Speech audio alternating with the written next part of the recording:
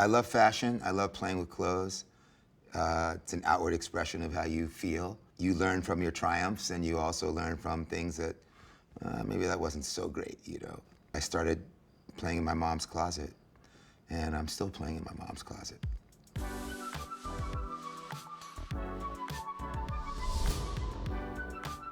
This is when I left New York City when my mom got the Jeffersons, and we had to make that move to Los Angeles. We moved to Santa Monica, California, where I was finishing 6th grade.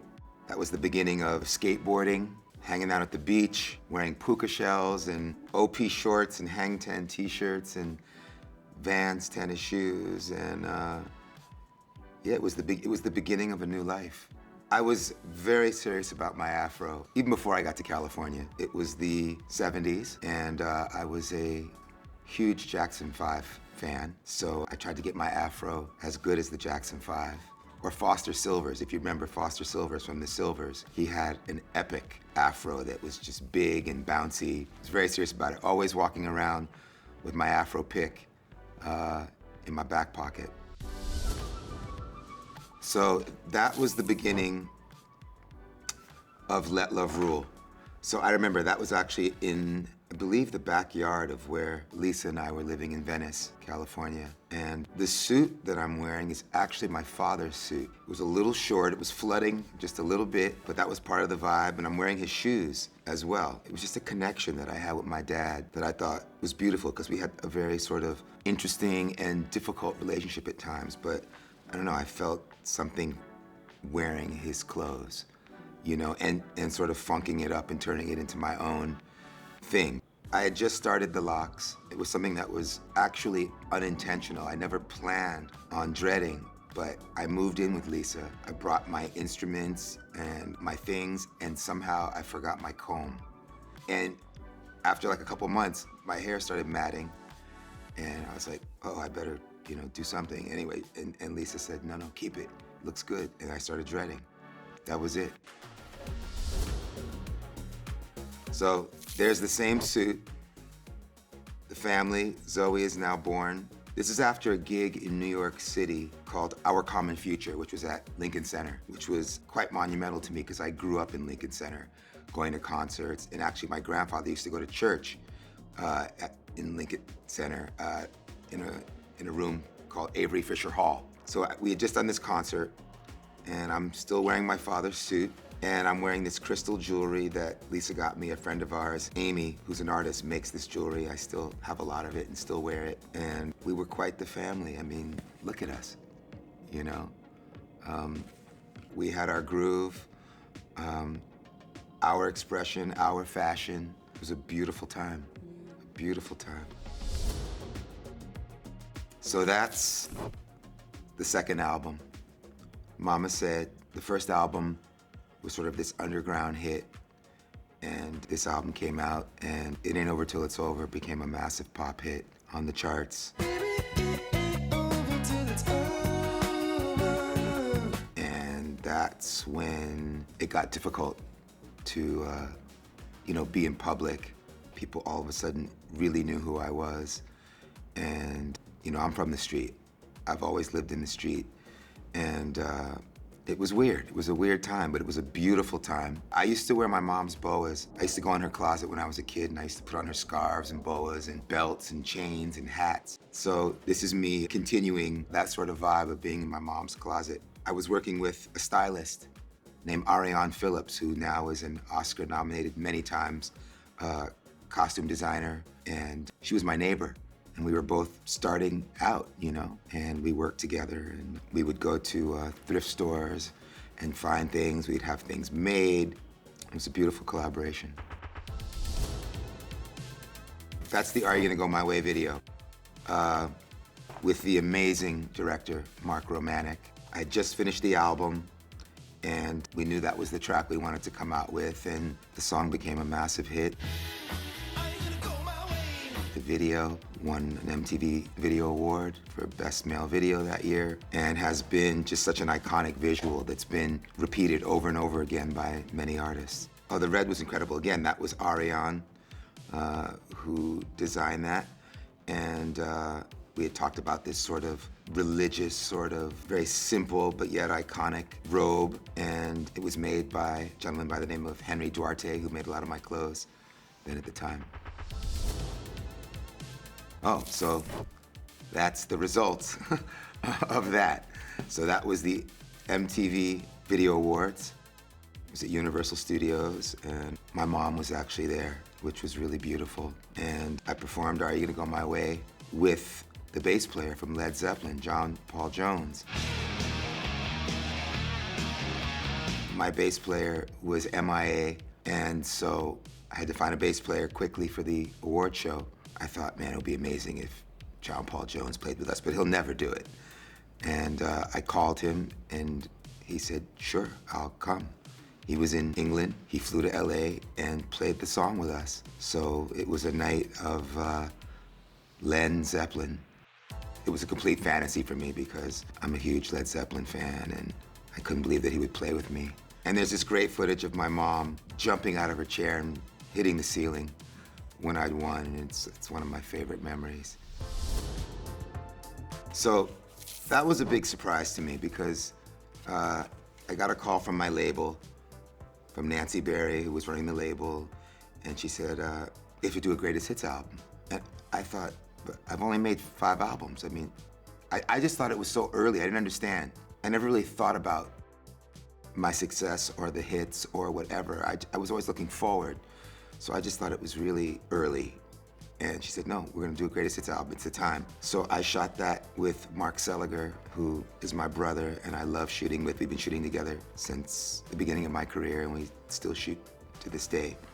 And we just shot that in his studio, very simple. And I remember looking at this Al Green cover of Al just standing there, just very chill, simple, effortless. And that's what I was going for. I said to Mark, I want the modern Al Green cover. But I'd cut my dreads. Actually, in the middle of the 5 album, Zoe's mom cut them. I went up to her house one day to hang out, and she said, it's time for new energy. It's time to cut the and I was not into it at all, but she talked me into it, got out a razor blade and cut them off. I could feel all this energy coming off of me, and it was quite heavy.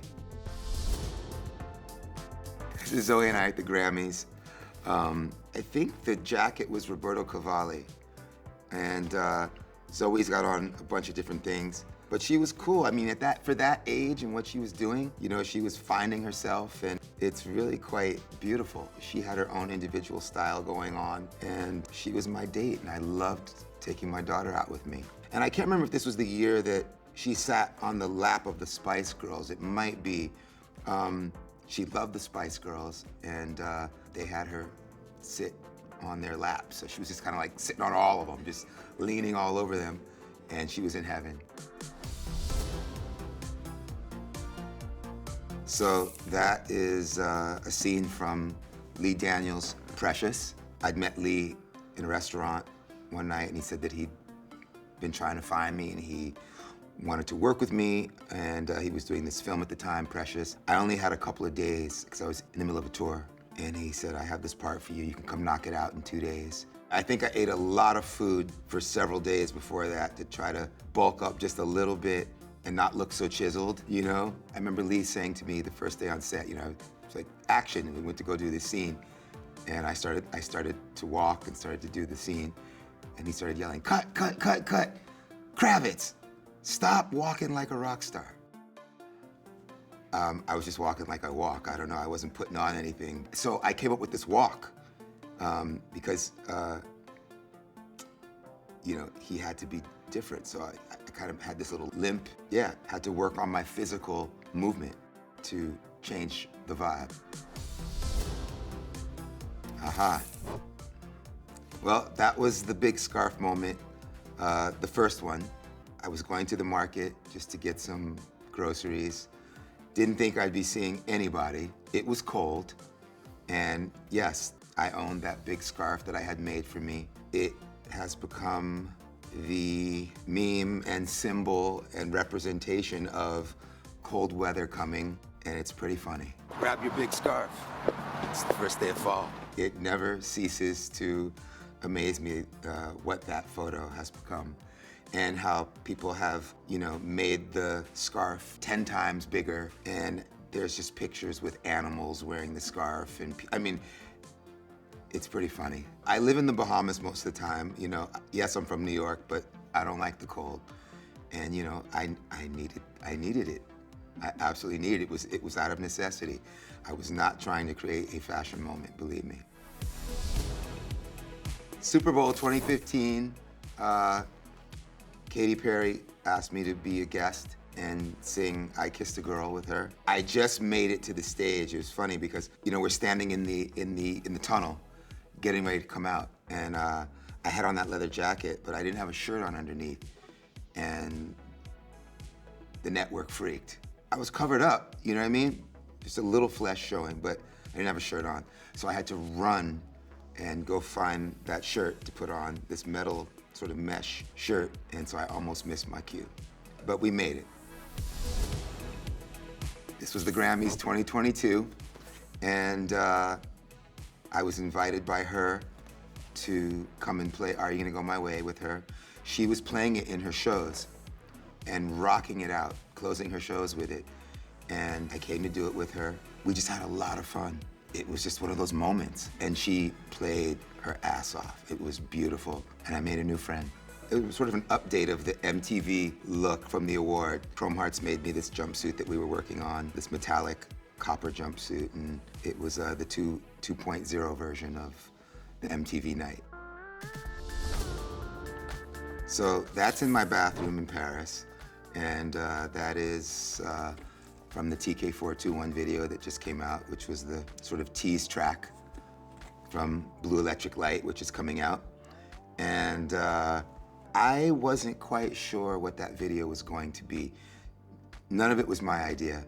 I was working with this director. I'd seen a video that she'd done that I loved by Rosalia called Chicken Teriyaki, and I loved the video, and I was like, I want to work with that director. And I said, what do you want to do?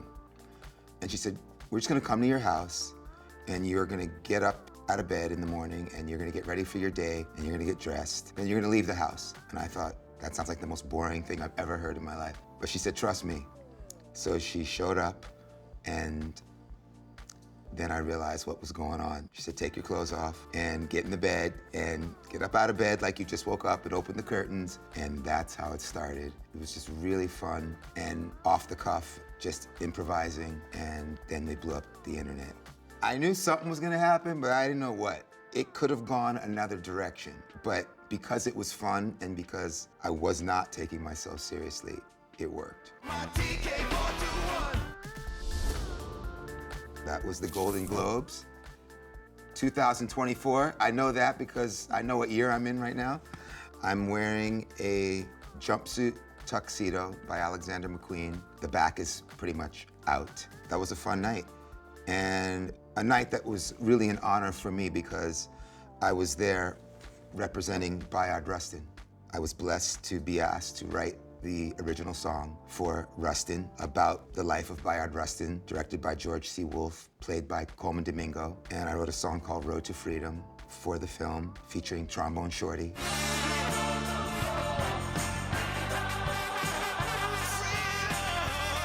And it got nominated for a Golden Globe, amongst other awards, and that's what makes it for me. So Emily Blunt wore it, and then I saw her a few days later at the Critics' Choice Awards, and I ran up to her, and she was wearing this beautiful red gown.